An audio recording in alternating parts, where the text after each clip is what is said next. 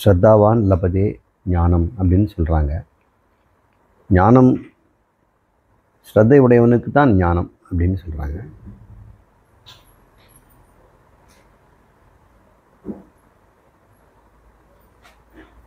உலகத்தில் ரொம்ப பிரசித்தியாக இருக்கிற ஒரு மதம் மெட்டீரியலிசம் அப்படிங்கிறாங்க. பொருள்புதல்வாதிகள், அவங்க உலகாயுதர்கள் அப்படின்னு சொல்கிறாங்க. உலகாயுதம்னா உலகம், உடல், இது தான் நமக்கு சுகத்துக்கு மூல காரணம். இதுதான் உலகத்தில் பிரசித்தியும் கூட.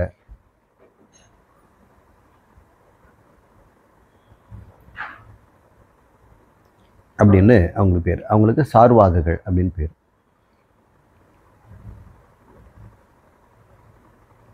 இவங்க நிறைய இந்தியாவில் அதிகமாகிட்டு இருந்தாங்க. அதை தடுக்கிறதுக்காக 11ஆம் நூற்றாண்டில் பிரபோத சந்திரோதயம் அப்படின்னு ஒரு நாடகத்தை ஒருத்தர் எழுதினார். கிருஷ்ண மிஸ்ரா அப்படின்னு பேர்.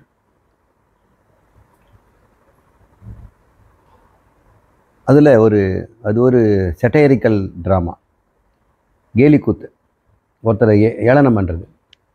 இவர் வேதாந்தத்தை நிலைநாட்டுறதுக்காக சார்வாகலை கேலி பண்ணுற மாதிரி இருக்கும். ஆனால் அதில் நிறைய சார்வாகனுடைய வாதங்கள் எல்லாம் நிராகரிக்கப்படும். அந்த விஷயத்தை வித்யாரண்யர் தன்னுடைய நூலில் மேற்கோள் காட்டுறார். ஏன்னா இவர் 6ஆம் நூற்றாண்டு, அவருக்கு முன்னாடி 400 ஆண்டுக்கு முன்னாடி இருந்த ஒரு சமஸ்கிருத நாடகத்தை அவர் எடுத்து சொல்கிறார். சார்வார்கள்னு ஒரு மதம் எங்கேயும் இல்லை. பொதுவாக அது ஒரு மதம்னு பேசப்படுது.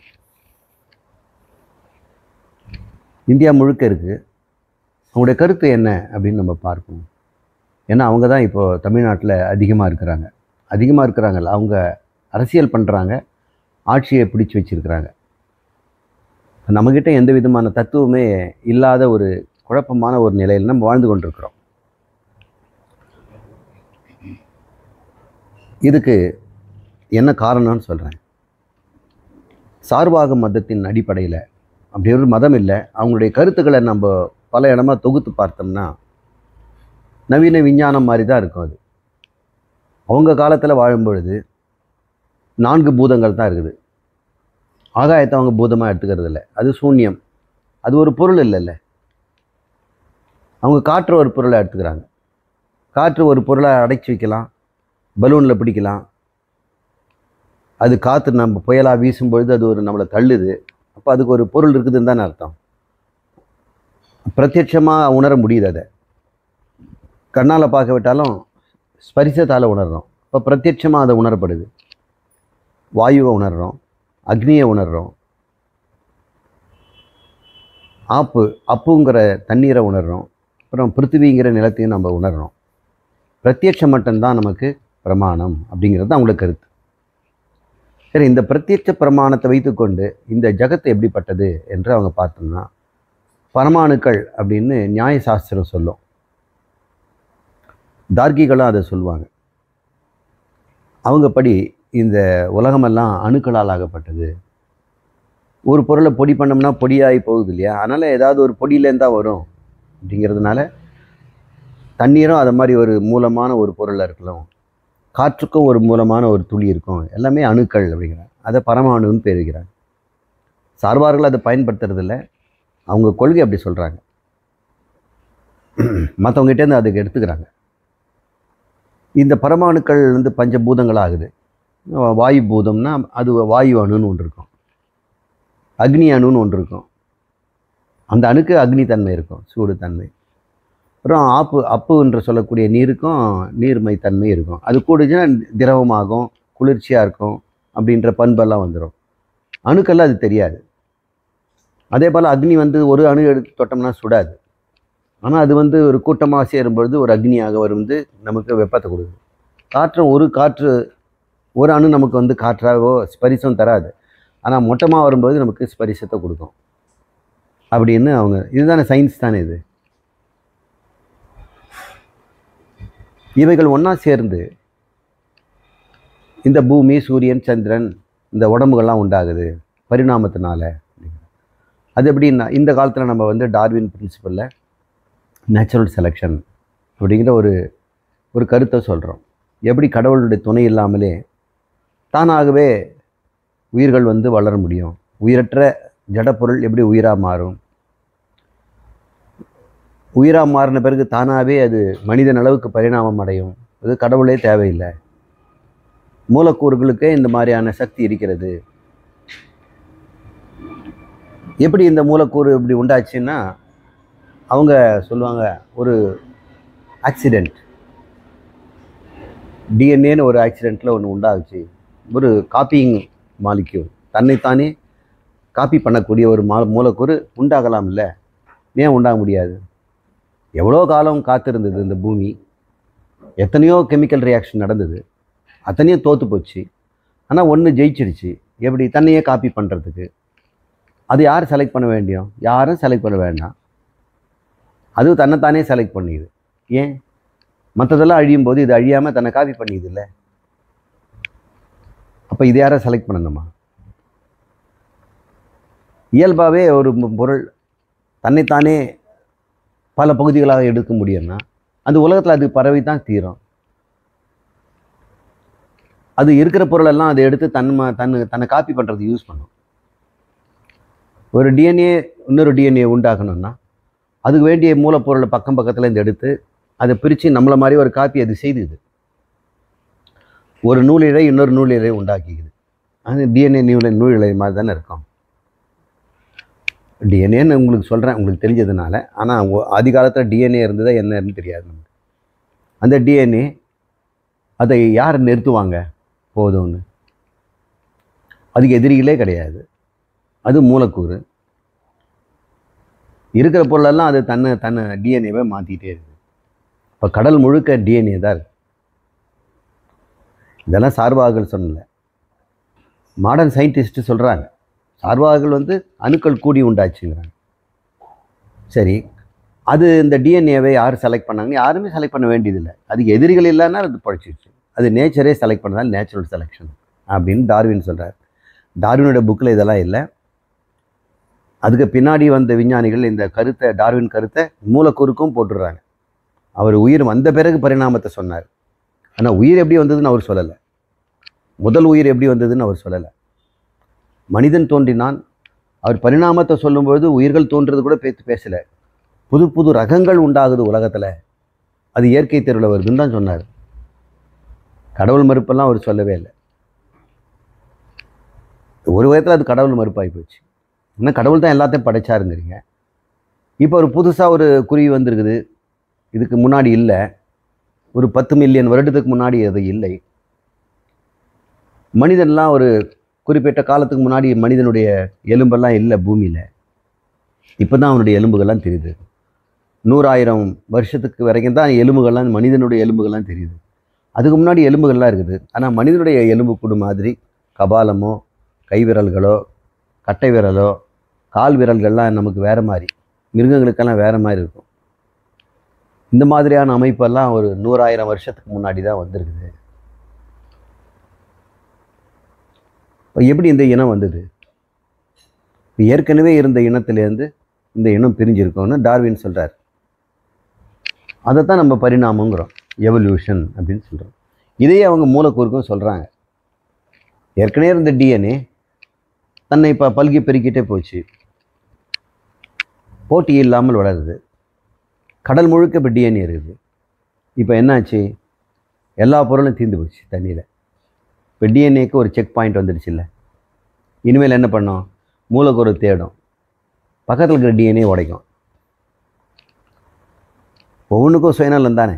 அதுக்கு சுயநலம்னு அது தெரியாது. அறிவற்ற ஒரு பொருள், அதுக்கு பொருள் வேணும். அது கையில் கிடச்சதெல்லாம் எடுக்கும், பக்கத்தில் இருக்கிற டிஎன்ஏவே பண்ணிக்கும். அப்போ அந்த டிஎன்ஏ என்ன பண்ணும்? அதே தானே அதுவும் பண்ணும். அப்போ ரெண்டும் தன்னை பாதுகாக்கிறதுக்கு முயற்சி எடுக்கணும். ஆனால் அப்படி முயற்சி எடுக்கிறது இல்லை, ஏன்னா அதுக்கு அறிவு கிடையாது. ஆனால் முயற்சி எடுக்க வேண்டிய அவசியம் இல்லை. இயல்பாகவே அதில் மாற்றங்கள் வரும். டிஎன்ஏயில் தன்னை காப்பி எடுக்கும்போது ஒழுங்காக காப்பி எடுத்தா தானே. காப்பி அடிக்கிறவன் ஒழுங்காக காப்பி அடிக்கிறான், ஏதோ ஒரு மிஸ்டேக் வரதான் செய்யும்.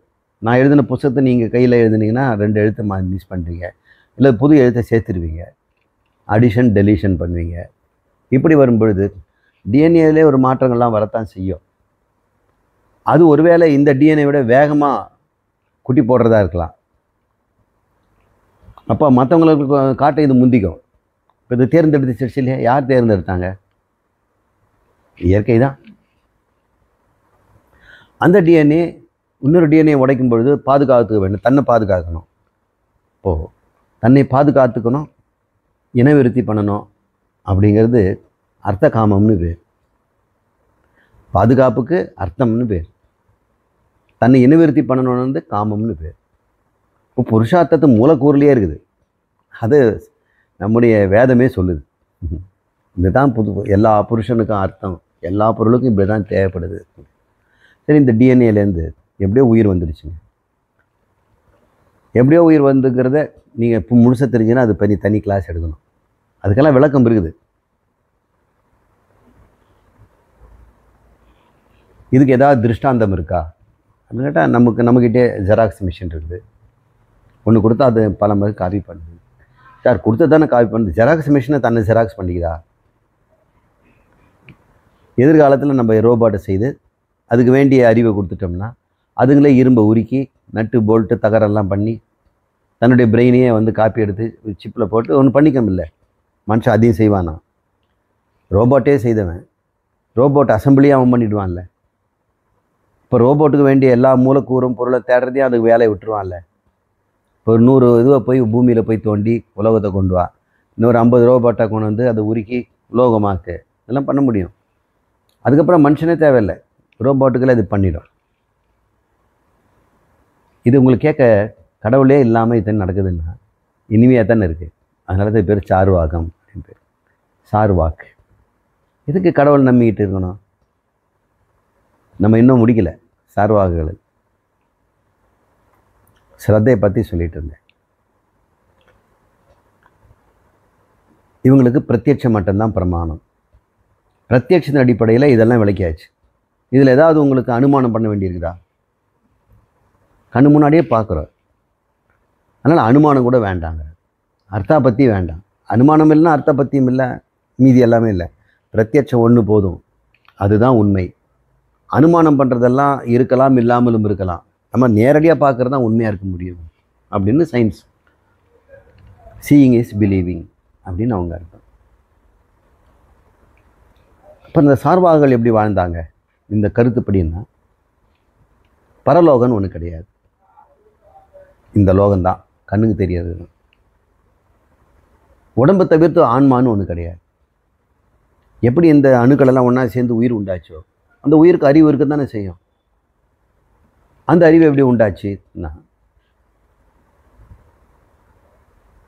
ஒரு பொருள் கலந்தோம்னா அந்த கலக்கப்பட்ட பொருளுக்கு வேறான ஒரு பொருள் அங்கே உண்டாகுது.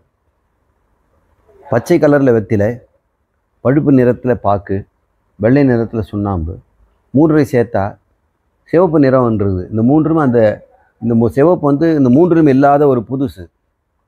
அப்படி தொகுப்பில் முகிழ்வது அப்படின்றத அவங்க சொல்கிறாங்க. அது மட்டும் இல்லை, இந்த மூன்றும் சேரும்போது ஒரு போதை உணர்வும் உண்டாகுது. தனித்தனியாக ஒன்றும் தரதுக்கு குறைவாக தான் தருது.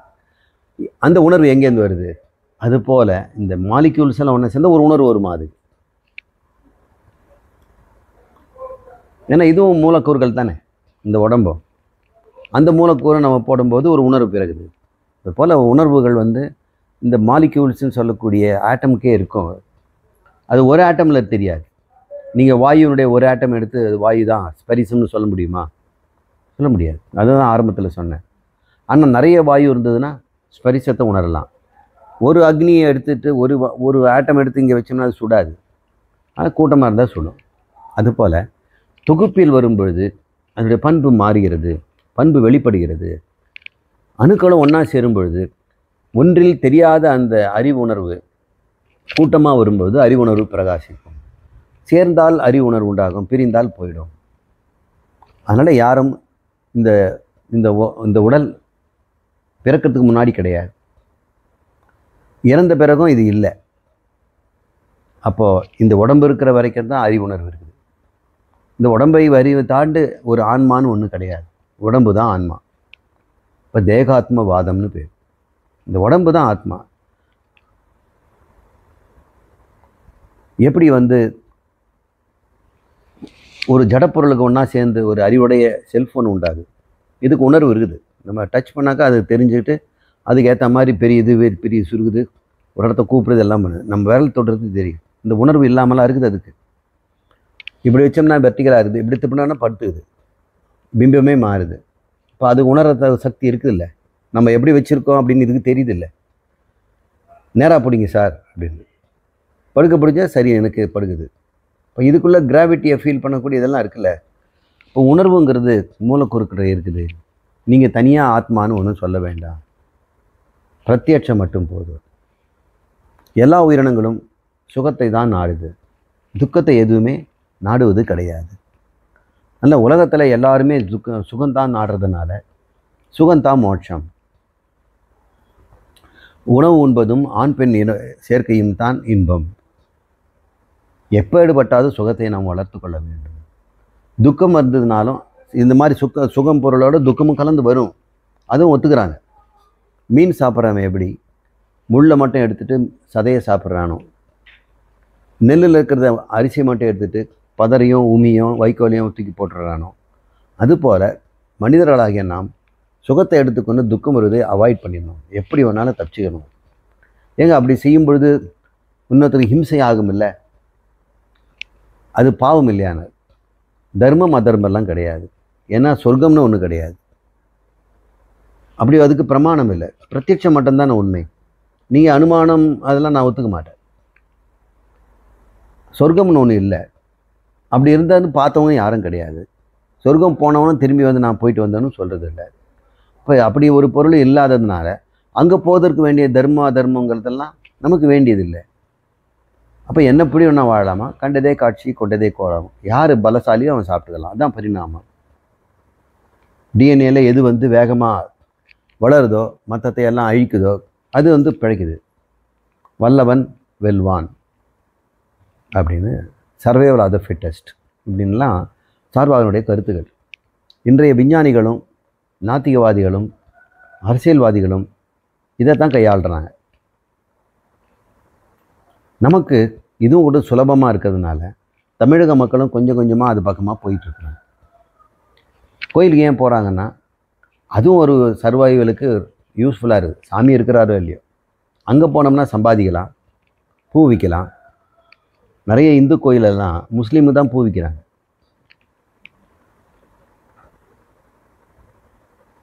அவங்களுக்கு கோயில் ஒரு வியாபார ஸ்தலம்.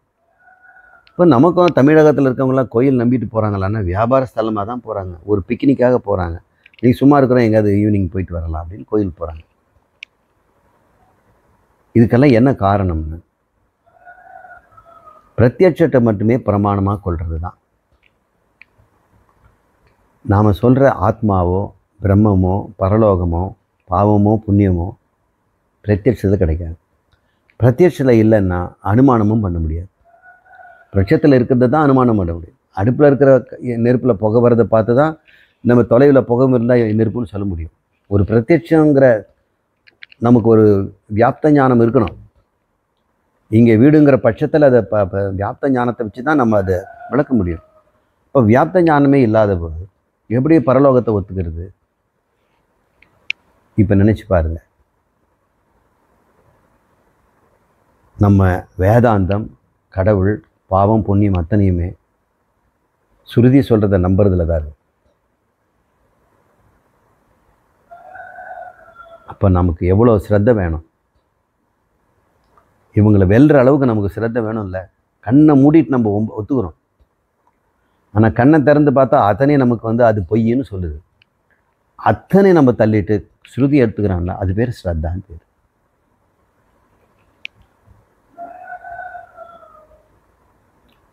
இப்போ நாத்திகனுக்கும் ஆத்திகனுக்கும் என்ன வித்தியாசம்னா ஸ்ரத்தை தான் வித்தியாசம். எதில் ஸ்ரத்த வைக்கிறான்? பிரமாணத்தில் ஸ்ரத்த வைக்கிறான். அவனுடைய ஸ்ரத்தையெல்லாம் பிரத்யட்ச பிரமாணத்தில், நம்முடைய ஸ்ரத்தையெல்லாம் அதையும் தாண்டி இருக்கிற சப்த பிரமாணத்தில் வேத பிரமாணத்தில் வச்சுருக்கோம். ஸ்ருதி பிரமாணம். இப்போது பிரமாண ஆராய்ச்சியும் ஸ்ருதி மேலே வச்சுருக்கிற நம்ம ஸ்ரத்தையும் எவ்வளோ முக்கியம் பாருங்கள். அதுதான் சமதமாதி சர்க்கத்தில் ஸ்ரத்தையை ஒரு முக்கியமான ஒரு சம்பத்தாக வச்சுருக்கிறாங்க. ஸ்ரத்தை இல்லாதவனுக்கு இந்த வேதாந்தம் பிடிக்காது. அவனுக்கு ஏதோ புது விஷயத்தை கற்றுக்கிறோம், பல ஃபிலாசபி படிக்கிறேன். நான் ஒரு ஃபிலாசபி ஸ்டூடெண்ட்டு, எனக்கு ரூமியினோட ஃபிலாசபி தெரியும், ஓஷோ ஃபிலாசபி தெரியும். அதனால் கிருஷ்ணா ஃபிலாசபியை நம்ம தெரிஞ்சுக்கலாம். கிருஷ்ணா ஒரு ஃபிலாசபர், உங்களுக்கு புத்தருடைய ஒரு ஃபிலாசபர். ஃபிலாசபர்னா அறிவுக்கு தீனி, அவங்களாம் அறிவு ஜீவிகள்.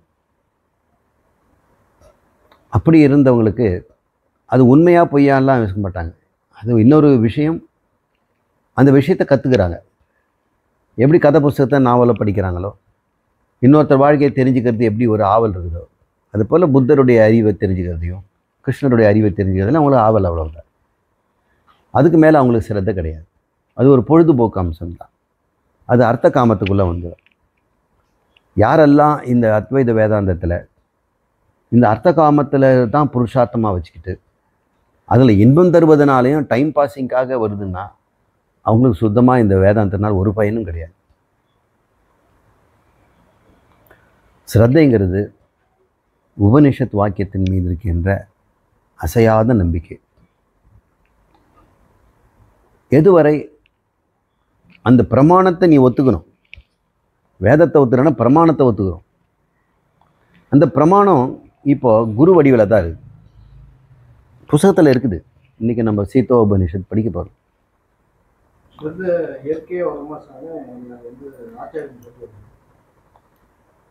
அது இயற்கைன்னு சொன்னால் அவருடைய சுபாவங்கிறது அவருடைய சுபாவத்திலேருந்து வருது. அது பல கோடி பிறவிகளாக அந்த சுபாவத்தை அவன் மெல்ல மெல்ல எடுத்துக்கிறான். எப்பொழுதுமே நம்ம பிரத்யட்சம் நம்ம வந்து காப்பாற்றுறது இல்லை. சில சமயம் சப்தமும் காப்பாற்றுது. பிரத்யட்சமான சில தவறு பண்ணும்பொழுது யாராவது ஒரு டாக்டர் வந்து வாயால் சொன்னவனு காப்பாற்றப்படுறோம். டாக்டருடைய அறிவெல்லாம் சப்தமாக தானே வந்திருக்குது. அவங்க டீச்சர் சொல்லி கொடுத்த வச்சு தானே இன்றைக்கி நம்ம உயிர் பழைக்கிறோம்னா சப்த ஞானத்தினால தானே. பிரத்யட்ச ஞானமாக, பிரத்யட்ச ஞானம் சப்த ஞானமாக மாற்றப்பட்டுருது. இப்போ நீங்களும் ஒரு டாக்டர் ஆகலாம். அது எத்தனை காலம் ஆகும்? ஒவ்வொரு உடம்பாக வெட்டி பார்க்கணும், அது ஞாபகம் வச்சுக்கணும், அதுக்கெல்லாம் பேர் வைக்கணும். ஏற்கனவே உடம்பெல்லாம் வெட்டி பார்த்து எல்லா பொருளையும் பேர் வச்சுருக்கிறாங்க. அந்த ஞானத்தை அப்படியே நம்ம வந்து அவர் மண்டையிலேருந்து நம்ம மண்டைக்கு ஏற்றிடுறோம். சில ஞானங்களை வந்து புஸ்தகத்து மூலமாக எடுத்துக்கலாம்.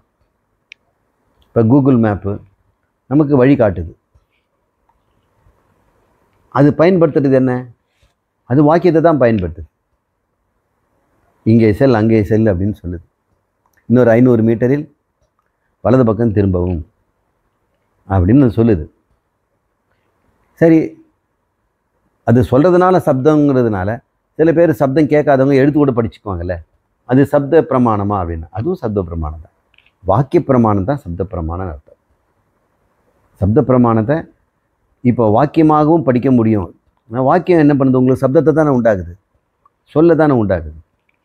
இப்போ சொல், வாக்கு, இந்த வாக்கும் ஒரு முக்கியமான பிரமாணம் அப்படின்னு உண்மையான ஒரு தர்மவானுக்கு, இந்த அர்த்த காமத்தை தாண்டி தர்மத்தின் மீது நாட்டம் இருக்கிறவன், இந்த ஸ்ருதி மேலே கொஞ்சம் அக்கறை இருக்கவன் வந்து வரும். ஒரு குடும்பத்தில் ஒருத்தனுக்கு ஸ்ருதி மேலே அக்கறைன்னா அவன் வேதத்தை படிக்கணுன்ற அவசியம் இல்லை. குருநாதர் சொல்லி கொடுத்தது அவன் ஒத்துக்கிட்டான். அவர் சொன்னால் உண்மையாக தான் இருக்கணும். அவர் வேதாந்த குருவாக கூட இருக்க வேண்டியதில்லை. ஒரு சமஸ்கிருத குருவாகவும் மொழி சொல்லிக் கொடுக்குற குருவாகவும் இருந்து கூட சொல்வார், அறம் செய்ய விரும்புடா. அது வேதம் சொல்லுதுன்னு சொல்லலை. பாரு, அறம் செய்வதனால மனசு உனக்கு சமாதானமாக இருக்குது. சுகம் தராவிட்டாலும் அது அமைதியை கொடுக்குது. சுகம் தருவதெல்லாம் துக்கம் தருது. சுகம் எப்பொழுதுமே துக்கத்தோடு கலந்து தான் இருக்குது. ஆனால் சாந்தம், அமைதி, திருப்தியில் வந்து எப்பொழுதுமே உனக்கு ஆனந்தம்னு இருக்குது. இன்பம் வேறு, ஆனந்தம் வேறு. ஆனந்தங்கிறது நிம்மதி, சாந்தம், மனதில் இருக்கக்கூடிய ஒரு நிறைவு. இன்பங்கள் வந்து மன நிறைவு இன்மையிலேருந்து தோன்றுது. ஒரு இன்பம் இல்லைன்னா நமக்கு மன நிறைவு இல்லை. இன்பம் வந்தோடனே மன நிறைவு அடையுது. ஆனால் அந்த மன நிறைவை கொடுத்த பிறகு இன்னும் மன நிறைவு இன்மையை தான் உண்டாகுது. இது பத்தலை அப்படின்றது ஒன்று அதுக்கப்புறம் தான் வருது. அது தெரியாத வரைக்கும் அதை பற்றிய ஒரு நிறைவின்மை நம்மகிட்ட இல்லை. செல்ஃபோனை பற்றியே தெரியாதவனுக்கு அந்த நிறைவின்மையே இல்லை. செல்ஃபோன் பற்றி தெரிஞ்ச பிறகு அந்த நிறைவின்மை உண்டாகுது. செல்ஃபோன் வாங்கி கொடுத்த பிறகு நிறைஞ்சிட்டானான்னு பார்த்தோம்னா இன்னும் ஹையர் வெர்ஷன் வேணுமே அப்படின்னு தான் போவார். இந்த மன நிறைவின்மையை எவன் ஒருவன் புரிஞ்சுக்கிறானோ, இந்த அர்த்த காமங்கள் மன நிறைவை தருவதில்லை, தர்மம் தான் தருகிறது அப்படின்னு ஒருத்தன் கண்டுபிடிப்பான். அது அளவுக்கு புத்தி கொடுத்துருக்கிறார் நம்மக்கிட்ட. புத்தி தத்துவது ஒருத்தன் வாழ்ந்து பார்க்குறான். இன்பமும் எப்பொழுது துக்கத்தோ கிளம்புறது. இந்த ரெண்டுத்தையும் நம்ம ஒழிச்சு கட்டினோம்னா நிம்மதியாக இருந்தால் எவ்வளோ நல்லா இருக்குது. இன்பமாகிறத விட நிம்மதியாக இருக்கிறது நல்லா இருக்குது. நிம்மதியாக இருக்கும்போது என்ன, இது இன்பத்தை தேடாமல் இருக்குது. அதை அவன் என்னைக்காக ஒருத்தன் வரும்போது ஒரு தர்மமாக அந்த இன்பத்தை அனுபவிச்சிட்டேன்னா, தர்மமாக அந்த பொருளை வாங்கிட்டோம்னா இன்பமும் கிடைக்குது, நிம்மதியும் கிடைக்குது இல்லையா? அதர்மத்தோடு நீ ஒரு பொருளை சம்பாதிச்சோ, அதர்மத்தோட ஒரு இன்பத்தை அனுபவிச்சோம்னா அது துன்பத்தை தரும்.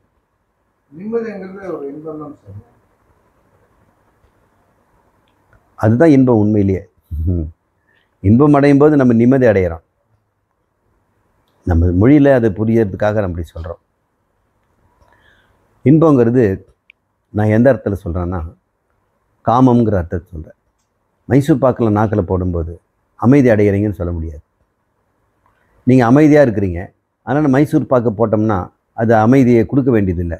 அதனால் உங்களுக்கு இனிக்காமல் போயிடுமா? அது அந்த விதத்தில் சொல்கிறேன்.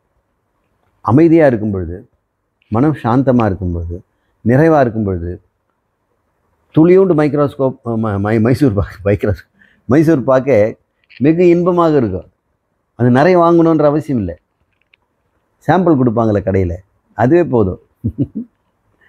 நிறைவில்லாதவன் தான் அந்த சாம்பிளை வாங்கிட்டு இன்னும் கொஞ்சம் வாங்கணும்னு நினைப்பான்.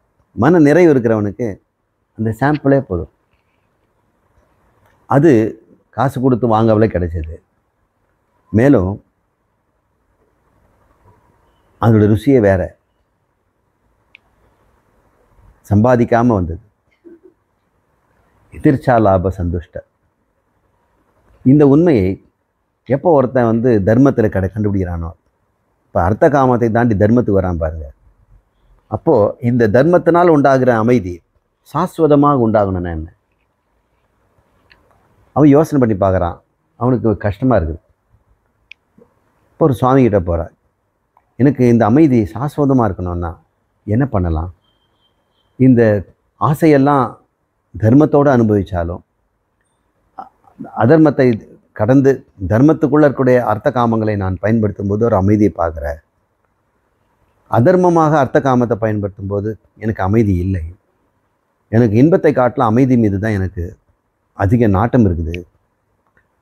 நித்தியமான சாஸ்வதமான அமைதிக்கு ஏதாவது ஒரு யோகா பிராணாயாமம் ஏதாவது செய்தால் கிடைக்குமா?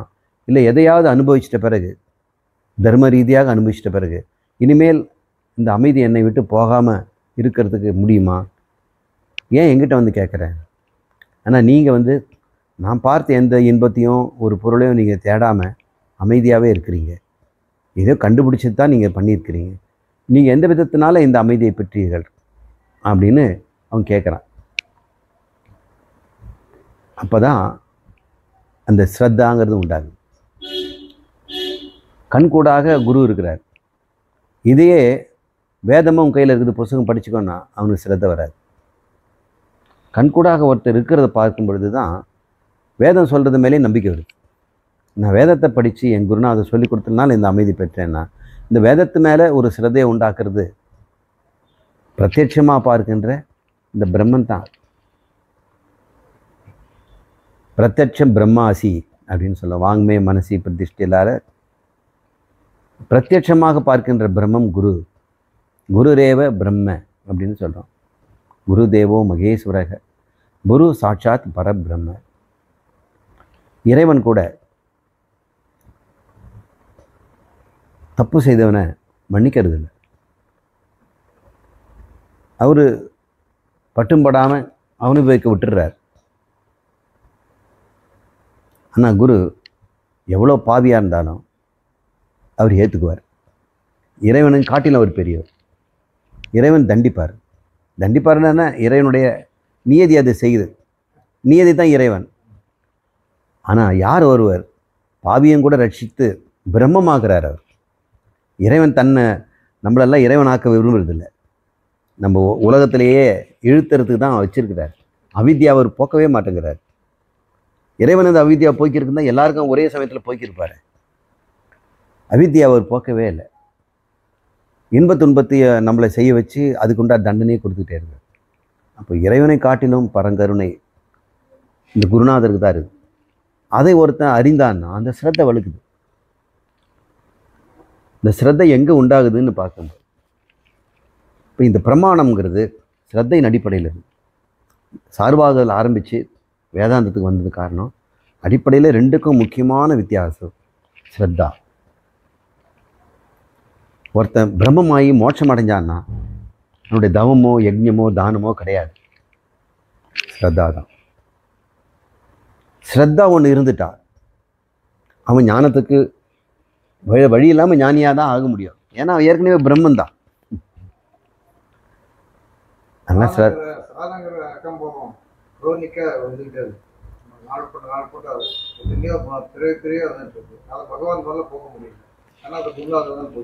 அவித்யாவை குருநாதர் தான் போக்குவார். ஆனால் குருநாதர் அவர் தான் வேதத்தை கொடுத்து குருநாதரை உண்டாக்கியிருக்கிறார். அவர் வடிவாகவே குருநாதர் அனுப்பிச்சு உன்னை மீட்கிறதுக்கு இவரை அனுப்புகிற அப்படின்னு அவர் இருக்கிறார். ஏன்னா அவர் தான் பிரம்மம். அவர் இல்லாமல் குருநாதர் எங்கே வரப்படுறார்? சரி, இப்போ இந்த பிரமாணத்தின் மீது இருக்கின்ற ஒரு ஸ்ரத்தா, குரு பிரமாண ஸ்ரத்தமான விஸ்வாசம் ஸ்ரத்தா அப்படின்னு இந்த நம்ம தத்துவபோத நூல் சொல்லுது. குரு ஸ்தோத்திரமோ தட்சிணாமூர்த்தி ஸ்தோத்திரமெல்லாம் குருவை அப்படி உயர்த்தி பேசுறதுக்கு காரணம் அதுதான்.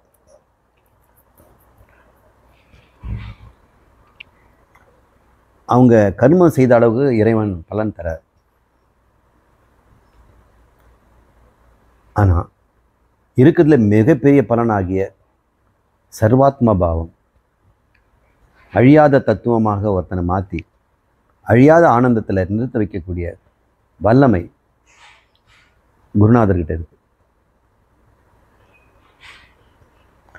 இறைவன் கண் தொடைப்புக்கு தான் ஏதோ செய்கிறார், கர்ம செய்த அளவு கொடுக்குறார். அவர் ஞானம் தரதில்லை. ஆனால் ஞானங்கிற ஒரு கருவினால் எந்த ஒரு சிருஷ்டி பண்ண பகவானாகவே ஒரு ஜீவனை ஆக்கக்கூடிய வல்லமை இருக்கிறது. அப்படிப்பட்ட ஒரு லாபத்துக்கு நம்மக்கிட்ட இருக்க வேண்டிய ஒரே ஒன்று ஸ்ரத்தை மட்டும்தான். இந்த ஸ்ரத்தை ஒன்று இல்லாதனால தான் இத்தனை கோடி பேர் வேதாந்துக்குள்ளே வரமாட்டேங்கிறாங்க. அவங்க ஸ்ரத்தை இல்லைன்னு இல்லை, ஸ்ரத்தை தவறான இடத்துல இருக்குது. பிரமாணத்தில் அவங்களுக்கு ஸ்ரத்தை இல்லை. பிரத்யட்ச பிரமாணம் அது மேலே தான் அவங்க ஸ்ரத்தை இருக்குது. அந்த பிரத்யட்ச பிரமாணத்தில் கொஞ்சம் அனுமான பிரமாணத்தை ஏற்றுக்கிறவங்க இருக்கிறாங்க. அவங்க பார்த்தோம்னா சைவ சித்தாந்திகள், வைஷ்ணவர்கள், கிறித்தவர்கள், இவங்கெல்லாம் அவங்க அனுமானத்தின் பேர் பரலோகம் இருக்கலாம், புண்ணிய பாபம் இருக்கலாம் அப்படின்னு ஒத்துக்கிறாங்க. அதோட சுருதியின் அடிப்படையில் தான் வருது. ஆனால் அனுமானத்தில் நம்ம கண்டுபிடிக்கலாம் ஓரளவுக்கு. அதனால் அந்த சில மதங்கள்லாம் அப்படி தோன்றிருக்கு. அப்படி மதங்களை போதிக்கிறவங்க கிறித்தவர்களாக இருக்கலாம். உண்மையிலே அவங்க இறைவன் சொல்கிறத தான் அவங்க சொன்னாங்கன்னு நமக்கு தெரியல. அவங்களுடைய பல காலமாக பிறந்திருந்து அவங்க கண்டுபிடிச்ச ஒரு உண்மையாக கூட இருக்கலாம். பின்னாடி வந்த மகிமைகள் எல்லாம் சேர்த்து அவங்கள இறை தூதர்கள் அப்படின்லாம் பேர் வச்சிருக்கலாம். அவங்க சொன்னது எல்லாமே ஒரு சாதாரண மனிதன் இயல்பாகவே கண்டுபிடிக்கூடியதுதான். ஒன்றே ஒன்று, பரலோகம் இருக்குது, உனக்கு மீட்பார் அப்படிங்கிறது மட்டும்தான் சிரத்தை வேணும். மீதி பைபிளில் சொல்லப்பட்டதோ, குரானில் சொல்லப்பட்டதோ, அல்லது கர்மகாண்டத்தில் சொல்லப்பட்டதோ எல்லாமே மனிதன் சிந்தனையிலே கண்டுபிடிச்சிக்கிறான். நம்ம கர்மகாண்டத்தில் ஒரு படி மேலே யஜ்ஞம் போன்ற பௌதீக கர்மங்கள் எல்லாமே அபௌதீகமாக சில பலனை தருதுங்கிறது நமக்கு யாராலும் கண்டுபிடிக்க முடியாது. புத்திரகாமேஷ்டி யாகம் இன்னைக்கு செய்கிறான்னா 10 மாதம் கழித்து ஒரு குழந்தை பிறகு. அப்போ அது வரைக்கும் இவன் செய்த பலன் எங்கே மறைஞ்சிருந்தது? அப்பப்போ நம்ம நெருப்பு ஏற்றணும்னா அடுப்பு சுடுது, உடனடியாக தான் பண்ணுறோம். இப்போ ஏற்றி வச்சுருக்குங்கன்னா 10 மாதம் கழித்து அது வேகும் அப்படின்லாம் கிடையாது. சில கர்மங்கள் எல்லாம் உடனடியாக தான் பலன் தருது. கர்மங்கள் உடனடியாக பலன் தரணும். ஆனால் இந்த யஜ்ஞம் போன்ற கர்மங்களோ, பிரார்த்தனை போன்ற கர்மங்களோ பலனை கொஞ்ச நாள் கழித்து தருது இல்லையா? அதெல்லாம் அவங்களுக்கு தெரியாது. அவங்ககிட்ட யஜ்ஞங்களோ பலவிதமான யஜ்ஞ காரியங்களை செய்து பற்பல நன்மைகளை பெறணுங்கிறதான் கிடையாது. எல்லாமே பிரார்த்தனை மூலம் சாமியே கொடுத்துருவார் அப்படின்னு தான் இருக்கிறாங்க. நம்ம சாமியை விட யஜ்ஞத்து மேலே நம்பிக்கை வச்சுருக்கிறதுனால இந்த பூர்வ மீமாம்சர்கள் இறைவனே இல்லைங்கிற அளவு போயிட்டாங்க. எப்படியெல்லாம் மதங்கள் தோன்றுது பாருங்க. மனிதனுடைய இந்த சுக நாட்டம், இன்ப நாட்டம், காமம், அது அவனை எப்படியெல்லாம் கொண்டு போகுது பாருங்க. இல்லை, ஒருத்தனுக்கு வைராக்கியம் வரணும், விவேகம் வரணும், அப்புறம் ஸ்ரத்தா வந்துடும். ஸ்ரத்தா வந்த பிறகு ஞானம் வெகு தூரத்தில் கிடையாது. இப்போ நமக்கு இந்த சர்வாத்ம பாவம் அப்படின்னு சொல்லக்கூடிய ஒரு உணர்வு எப்படி கொண்டு வர்றது? எல்லார் உடம்புலையும் நானே ஆத்மாவாக இருந்து சாட்சியாக பார்க்குறேன் அப்படிங்கிறது எனக்கு தெரிய மாட்டேங்குது. குரு சொன்னது மட்டும் நினைவு இருக்குது. ஆனால் அவருடைய உடம்புலேருந்து நான் என்னை பார்க்குற மாதிரி இல்லையே. நான் கண்ணாடியில் தான் பார்க்க வேண்டியதாக. உங்கள் முகத்துக்குள்ளே போய் நான் ஆத்மாவாக இருந்தேன்னா உங்கள் கண் வழியாக நான் அறிஞ்சிருக்கணும். என்னால் முடியறது. இப்போ நீங்கள் சுகம் அனுபவிச்சுன்னா எனக்கு சுகம் வரணும். நான் இதுக்கு சாப்பிடணும். நீங்கள் சாப்பிட்டாலே போதும் இல்லை. அதே மாதிரி உங்களுக்கு துக்கம் வந்தால் எனக்கு வந்திருக்கணும்.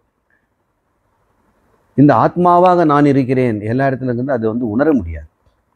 அனுபவத்தில் நமக்கு இந்த உடம்பும் புத்தியும் மனசும் ஒரு லிமிட்டேஷன் கொடுத்துட்டே தான் இருக்குது. அனுபவம் எப்பொழுதுமே இந்த அனாத்மாவிலேருந்து தான் பிறக்கும். அறிவு சுயமாக ஆத்மாவுக்கு எப்பவுமே இருக்கும். அது ஸ்வயம் பிரகாசம்.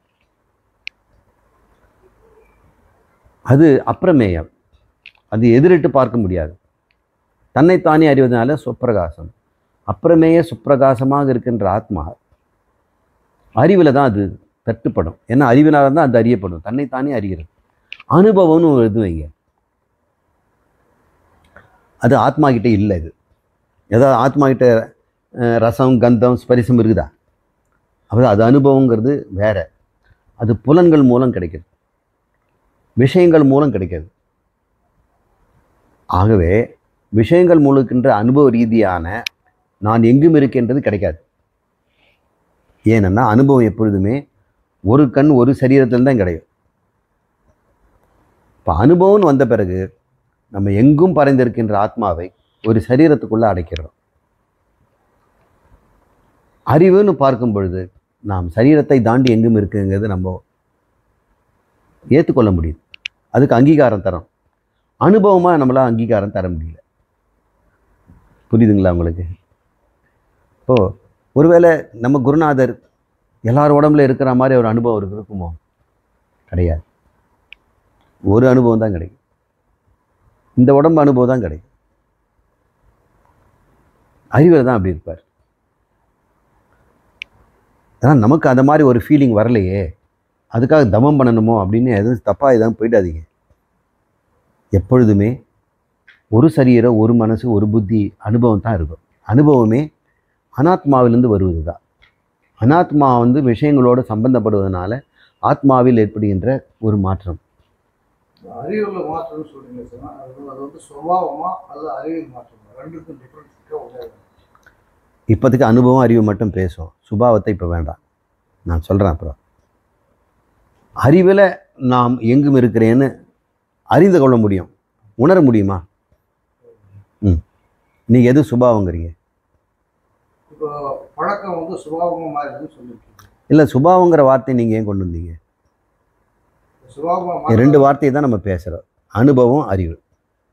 அனுபவங்கிறது எங்கேருந்து உண்டாகும்? அனுபவத்துக்குன்னு ஒரு லொக்கேஷன் இருக்குல்ல.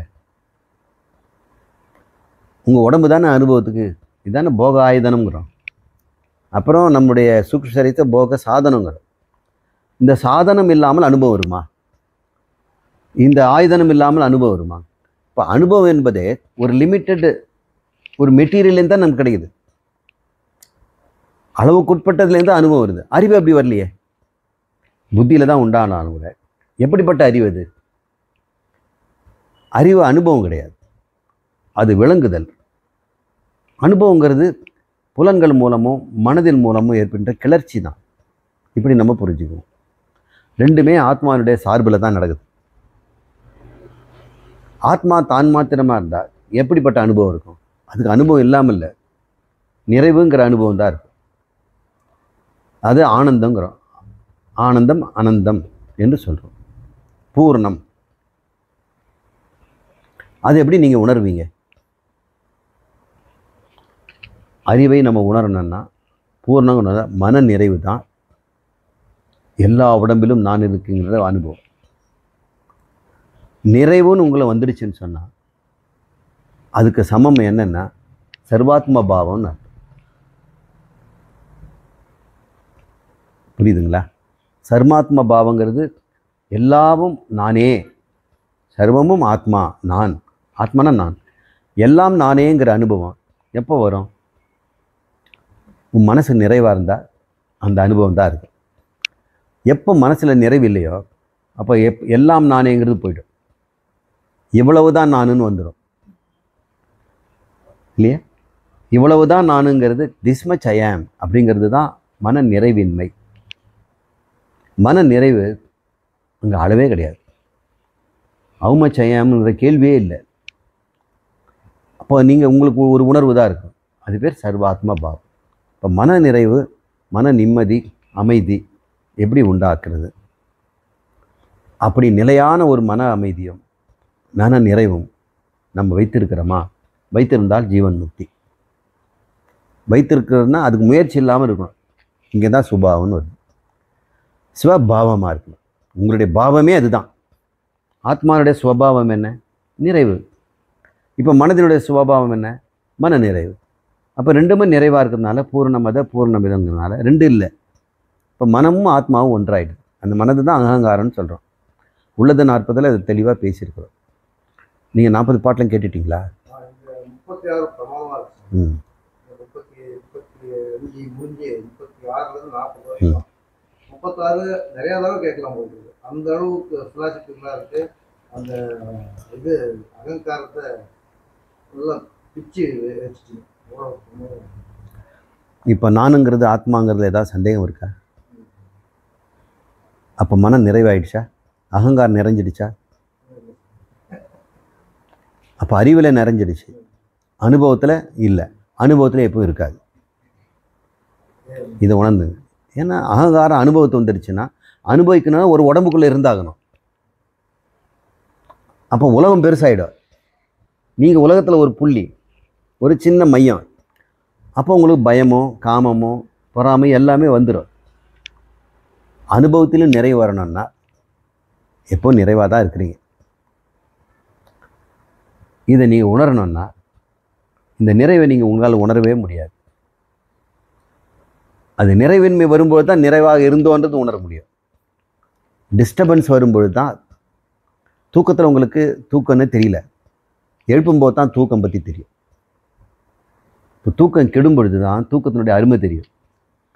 அமைதி உங்ககிட்ட இருக்கும் பொழுது உங்களுக்கு அமைதியாக இருக்கிறனே தெரியாது.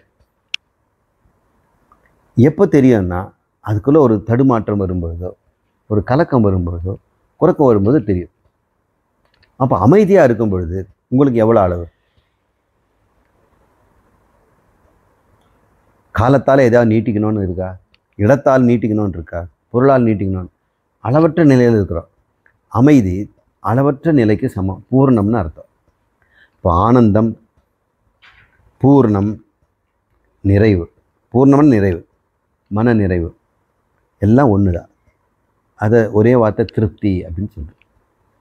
இப்போ மன நிறைவுங்கிற வார்த்தையை நம்ம யூஸ் பண்ணுவோம்.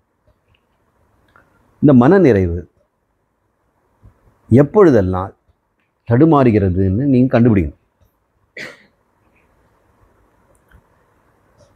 நிறைய தடவை அப்போது நீங்கள் என்ன செய்யணும்? ஒரே ஒரு மந்திரம்தான். இது எப்படி என்னை குலைக்கும்? என் நிறைவுக்கு எது இது வந்து சவால் விடும்? இதுக்கு என்ன அருகதை இருக்குதுன்னு சொல்லணும். ஒரு பெரிய பண்டிதன் பாடல் நிறைய எழுதியிருக்கிறாரு. அவர் பாடல்லாம் சினிமாவில் பிரசித்தி பெற்று பெரிய பெரிய சிங்கர்லாம் அவங்க பாட்டை பாடியிருக்கிறாங்க. மியூசிக் டைரக்டர்ஸ் எல்லாம் அவருடைய லிரிக்ஸ் எடுத்து எழுதியிருக்கிறாங்க. அவர் கர்வமாக இருக்கிறார், ஒரு மன நிறைவோடு இருக்கிறார். அடுத்து ஒரு மாணவன், அவன் பாட்டு உலக பிரசித்தி பெற்றுடுச்சு. எல்லாரும் அவனை பற்றி பேசுகிறாங்க. இப்போ அவனுக்கு என்னாச்சு? அவனை சந்திக்கிறார். இல்லை, அவர்கிட்டே போய் கேட்குறாங்க, ஐயா ஒரு பையன் வந்து, ஏன்னா அவர் பாடகர் இல்லை, எழுத்தாளர் இல்லையா, இல்லை அவர் பையன் பாட்டு எப்படி இருக்குதுங்கன்னு சொல்லும் பொழுது அவர் எப்படி சொல்வார்? மன நிறைவோடு இருந்தார்னா அற்புதங்க. இந்த காலத்து குழந்தைகளை என்னன்னு சொல்கிறது? என்னால் கூட அப்படிலாம் எழுதியிருக்கவே முடியாது அப்படின்னு சொன்னார்னா அவன் தான் மகாத்மா. அவன் நிறைவில் இருக்கிறான். ஆனால் பெரும்பாலான மக்களுக்கு அந்த கேள்வி கேட்கறதுக்கு சகிக்க முடியாது. அவன் வந்து ஒரு மனசில் ஒரு பெரிய பாறாங்கல் விழுந்ததையும், ஒரு குதிரை வந்து மார்பில் உதைச்சா மாதிரியும், குண்டு தொலைச்சா மாதிரியும் ஒரு உணர்வு அடி வயிற்றில் கலக்கிறத அவன் பார்ப்பான் இல்லையா? அதுதான் நம்முடைய அமைதியை குலைப்பது. எல்லாருக்கும் அவனுக்கு எப்படி அமைதி குலைக்குதோ, பக்கத்து வீட்டில் ஒரு மங்கள சப்தம் கேட்டதுன்னா இங்கே வீட்டில் இருக்கவனுக்கு அமைதி குலையும். இவனுக்கு என்ன கொண்டாட்டம் கேட்குது? இவங்க இருக்கிறதுக்கு பர்த்டே கேக் வெட்டியும், நாளைக்கு வருவான் பாரு கடன் வாங்கிறது அப்படின்னு சொல்லுவான். இப்போ ஒவ்வொரு விஷயத்துலையும் தன்னுடைய அமைதி சின்ன சின்ன பொருளால் நம்ம குலையிறது நம்ம பார்க்குறோம் இல்லையா? இதை ஏன் சீர்தூக்கி பார்க்கக்கூடாது? இந்த பிரம்ம ஞானம் எங்கே வேலை செய்யணும்? இங்கே தான் செய்யும். நான் அகம் பிரம்மாஸ்மின்னு சொல்லிட்டு இருக்கக்கூடாது. அது எப்பொழுதுமே நீங்கள் பிரம்மந்தான். அகம் பூர்ணம்னு சொல்ல வேண்டாம். நான் நிம்மதியில் இருக்கேன். நிம்மதி குலையும் பொழுது இந்த விசாரணை பண்ணுங்க. அப்போ சொல்லுங்கள், இந்த ஒரு சின்ன சப்தமோ இந்த ஒரு பொருளும் என்னை எப்படி சிறுசாக்கும்? என் மகிமை எனக்கு தெரியும். என் பாட்டை எழுதிட்டேன். இப்போ உலகம் எனக்கும் வந்து அப்படி சொல்லியிருந்தது. எனக்கும் பொருள் போதுமான அளவுக்கு நான் சம்பாதிச்சிட்டேன். நான் திருப்தியாக தான் இருக்கிறேன். இன்னொருத்தன் திருப்திப்படுறது எனக்கு திருப்தியை குறைக்கும்? ஒரு பூரணம் இன்னொரு பூரணத்தை எப்படி வந்து மோத அப்படின்னு யோசனை பண்ணும்போது, ஒரு சின்ன பையன் நேற்று பிறந்தவன் ஒரு பாட்டு இது எப்படி என்ன வந்து குறைச்சிடும் அப்படின்ற சீர்தூக்கிப்பாங்க. ஒரு பணக்காரனை பார்க்கும்பொழுது நம்ம என்ன பண்ணுறோம்? நமக்கு அந்த அளவுக்கு செல்வம் இல்லையே அப்படின்னு நம்ம சிறுமைப்படுறோம் இல்லையா? ஒரு மன நிறைவின்மை அடைகிறோம் இல்லையா? ஒரு நிம்மதி குலையுது இல்லையா? அப்போ சிறுமைப்படுறதுன்னு வச்சுக்கோம். சிறுத்து போதல், சிறுமைப்படுதல், அவச்சின்னம், பரிச்சின்னம்னு பேர். பரிச்சின்னம், அவச்சின்னம்னா அந்த சிறுமைப்பட்ட நிலை. பரிச்சேதகம் அப்படின்னா சிறுமைப்படுதல். இப்போ பிரம்மம் பெருமைங்கிறது நம்மளுடைய நிலையாக இருக்கும் பொழுது சிறுமைங்கிறது எப்படின்னு வருது? அதை பூமாங்கிறோம், இது அல்பங்கிறோம். அதை தான் அவங்க சமஸ்கிருதத்தில் பூமா அல்பம், நமக்கு பெருமை, இங்கே சிறுமைகள். எங்கிட்டலாம் உங்களுக்கு சிறுமை வந்து தெள்ளன்னு தெரியுது. நம்முடைய சிறுமை எல்லா இடத்துலையும் நம்முடைய பெருமையாக இருந்தோம்னா, நம்மக்கிட்ட பணம் இல்லை, பொருள் இல்லை, படிப்பறிவு இல்லை, அந்தஸ்தோ செல்வாக்கும் இல்லை, ஆனால் நான் சாட்சாத் அந்த பரபிரம்மம் அப்படின்ற ஞானம் இருக்குது. அதனால் நான் உணர்ந்து விட்டேன்னா உங்களுக்கு எங்கேருந்து சிறுமை வரும்? உங்களுக்கு என்ன கொடுத்தா உங்களை ஒன்றும் பெருமைப்படுத்துறது? ஒரு பிரம்மத்தை எதை கொடுத்து பெருமைப்படுத்துறது? ஒரு பிரம்மம் என்ன சொல்லும்? இதை கொடுத்து என்னை பெருசாக்க எப்படி தான் முடியும்? நான் அளவற்றவனாக இருக்கிறேன். என் அளவை எப்படி அதிகப்படுத்த முடியும்? எது அளவை அதிகப்படுத்த முடியாததோ அதுதானே அளவற்றது. அந்த ஞானம் என்கிட்ட இருக்கும்போது என்னை வந்து சிறுமைப்படுத்துவதற்கு இந்த உலகத்தில் ஏதாவது இருக்குதா? இந்த உடம்பே என்னை சிறுமைப்படுத்துறது இல்லை. நான் இந்த உடம்புக்குள்ளே தான் இருக்கிறேன். ஆனால் இவ்வளோ சின்ன உடம்பாச்சேன்னு எனக்கு கிடையாது. யானையை பார்த்து நான் சிறுமைப்பட்டேன் அப்படின்னு சொல்கிறது இல்லை. மலையை பார்த்து நான் சிறுமை அடைந்து விட்டேன், அது நீண்ட காலம் வாழுதுன்னு பார்த்து நான் செத்து போகிறவன்னு சிறுமைப்படலை. எப்போ இந்த சிறுமைப்படாத உணர்வு உங்களுக்கு வருது, எதன் முன்னிலையிலும் இந்த சிறுமை உணர்வு வரலையோ நம்ம ஜெயிச்சிட்டோம்னு அது சுபாவமாயிடும். இந்த சிறுமைப்பட்ட உணர்வு இருக்குதுன்னா அது பந்தம். ஏன்னா அதில் ஒட்டி இருக்கிறோம், அது நம்மளை சுண்டுது, அளவு கொட்டுப்படுத்துது. இந்த சிறுமையை மற்றவங்களாம் எங்கே உணர்றாங்கன்னு நீங்கள் கொஞ்சம் ஆராய்ச்சி பண்ணி பாருங்களேன். மக்கள் எல்லாம் பொதுவாக எங்கெல்லாம் சிறுமைப்படுறாங்க, உங்ககிட்ட பேசி துன்பத்தை கொட்டுறாங்கல்ல, இங்கே என்ன நடந்து தெரியுங்களா சார் அப்படின்னு சொல்லும்போது அவன் சிறுமைப்பட்டதை தான் சொல்கிறான். டிராஃபிக்கில் சிறுமைப்பட்டது, வரி கட்டணத்தில் சிறுமைப்பட்டது, கடையில் பொருள் வாங்கும்போது சிறுமைப்பட்டது, பக்கத்து வீட்டுக்காரன் பேசும்போது சிறுமைப்பட்டது, தன்னை விட அதிக சம்பளம் வாங்குறவனை பார்த்து சிறுமைப்பட்டது, தன்னை விட அழகாக அந்தஸ்தும் பலமுள்ளவனை பார்த்து சிறுமைப்பட்டது. இந்த உலகத்தில் சிறுமைப்படுறதுக்கு 1-2 இருக்குது. எல்லாமே உன் வாழை வெட்டிக்கிட்டே இருக்கு. அப்போ ஆத்ம ஞானம் என்ன தான் செய்யணும்னு நினைக்கிறீங்க? ஒருவனை சிறுமையிலேருந்து விடுபடுத்தணும், சின்னத்தன்மையிலேருந்து விடுபடணும். சிறுமை இருந்ததுனாக்கா சின்ன புத்தி வந்துடும், அல்ப புத்தி வந்துடும், சின்ன பேச்சு வந்துடும். பேச்சிலே அது நெடி தெரியும் அவங்களுடைய சிறுமை. இப்போ யாராவது நம்ம எதை சந்தித்தாலும் எதை எதிர்கொண்டாலும் நாம் சிறுமைப்படாமல் இருந்தோம்னா, பெருமைப்படணுன்ற அவசியம் இல்லை, பெருமைப்பட்டுக்கணுன்ற அவசியம் இல்லை, சிறுமைப்படாமல் இருப்பது தான் ஜீவன் முக்தனுடைய ஒரு அடையாளம். நீங்கள் எப்பெல்லாம் சிறுமைப்படுறீங்களோ, எவ்வளோ சிறுமையை சின்ன சின்ன சம்பவமாக இருந்தாலும் இந்த நினைப்பு, இது என்னை சிறுமைப்படுத்துமா? ஒரு நாய் ஒருத்தனை சிறுமைப்பட்டு, ஏன்னா அந்த நாய் இருந்தால் அந்த தெருவு போக மாட்டேங்கிறார். அப்போ அவன் என்ன நினைக்கணும், நானும் 6 அறிவுடையவன், இதுக்கு நான் பிறந்தது எதுவும் படிப்பு எதுவும் இல்லாதது, மற்றவங்க தயவுலையும் காற்றுலையும் பொருளை சார்ந்து இருக்குது, இது என்னை எப்படி சிறுமைப்படுத்தும்? இந்த சரீரம் நானுங்கிறதுனால இது குறைஞ்சிடுமோன்ற பயத்தினால தான் நாய் கடி வாங்காமல் இருக்க பயப்படுறாரு. இந்த உடம்பே எனக்கு சிறுமைப்படுத்தாது போது நாய் எப்படி எனக்கு சிறுமைப்படுத்தும்? அப்போ அந்த நாய்க்கு நாம் அன்போடு தான் போவோம். எப்பயாவது நாய்கள் கூட்டமாக நின்றுட்டு இருந்தா, தாயும் பிள்ளைங்களும் குழந்தைகளும் சகோதரர்களும் எவ்வளோ அந்யோன்யமாக இருக்கிறாங்க பார் அப்படின்னு சந்தோஷமாக போங்கிறேன், அது வழிவிடணும். இது நிற்கிதே, நம்ம இப்படி போனால் ஏதாவது முறைச்சிடுமோ அப்படின்னு போனோம்னா கட்டாயம் கிடைக்கும். எங்கே உங்ககிட்ட அன்பு இருக்குதோ அங்கே நீங்கள் பார்க்க கூட மாட்டீங்க. எவ்வளோ கூட்டமாக இருந்தாலும் நீங்கள் போயிட்டே இருப்பீங்க. மனிதர்கள் எவ்வளோ பெரிய ராட்சசர்களாகவும் கொடூரமாக இருந்தாலும் கூட, கொலை வெறியோடு இருந்தாலும் கூட, இந்த சிறுமைப்படாத ஒரு மனம், அன்பு மனம் எதற்கும் கவலை இல்லாமல் போகும். ஒரு அடி கூட, கல் கூட உங்கள் மேலே விழாது. அந்த இடத்துல பெரிய ரணகலை நடக்கும். நீங்கள் பாதுகாக்க குனியும் போது தான் அவன் உன்னை சேர்த்து அடிப்பான். எவ்வளோ ஒருவன் அப்படி போகிறானோ அவனை அடிக்க மாட்டான், ஒருத்தன் ஓடுறவனை தான் அடிப்பான். இவன் நம்மளை நோக்கி வந்துட்டு இருக்கானே, இவன் விஷயம் தெரியாதவன் போடுறது, அதை விடு அப்படின்வான். இவனை அடித்து நமக்கு என்ன பிரயோஜனம்? அவன் கல்லை தூக்குறவனை தான் அடிக்கணும். கல்லை தூக்காமல், கட்டியை தூக்காமல் காந்தி கூட நிறைய பேர் அடித்தாங்க. அவர் எதிர்க்கவே இல்லை. 2 அடிக்கு மேலே அவனால் அடிக்க முடியல. நீங்கள் அந்த காந்தி படத்தை பாருங்கள், கையில் தான் பெரம்பில் அடிப்பான். அவர் நெருப்புல கொண்டு போய் போடுவார். அந்த ஆப்பிரிக்கன் கான்ஸ்டிடியூஷன் அப்பார்த்தீடு, அவங்க சில கட்டங்கள்லாம் கருப்பர்கள் இதெல்லாம் கிடையாதுன்னெலாம் போட்டிருக்காங்க, அதை கொண்டு போய் எரிக்கிறார். இவன் இந்தியாவிலேருந்து வந்தவன் இங்கே வந்து பண்ணிகிட்டு இருக்கிறானேன்னு அந்த வெள்ளைக்காரன் அடிக்கிறான்.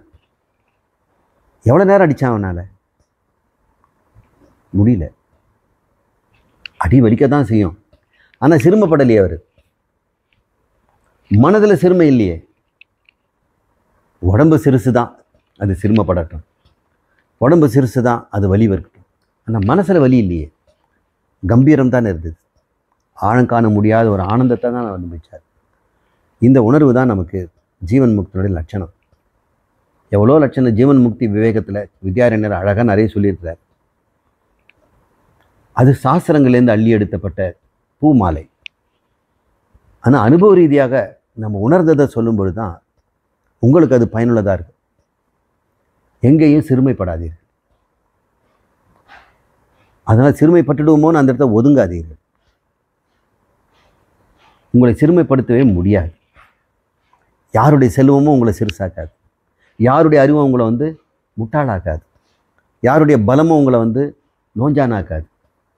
ஏன்னா நீங்கள் இந்த சுற்றுச்சூழல்னால் பாதிக்கப்படாமல் சிறுமையை அடைய முடியாத நிலையில் பெருந்தன்மையில் இருக்கக்கூடிய நிலையை பார்த்து, அதான் பெருந்தன்மை. அவங்களுக்கு என்ன பெருந்தன்மை பாருங்க. பெருந்தன்மைங்கிறது தான் உண்மையான பிரம்மஸ்வரூபம். அது சுவாபாவிகம்.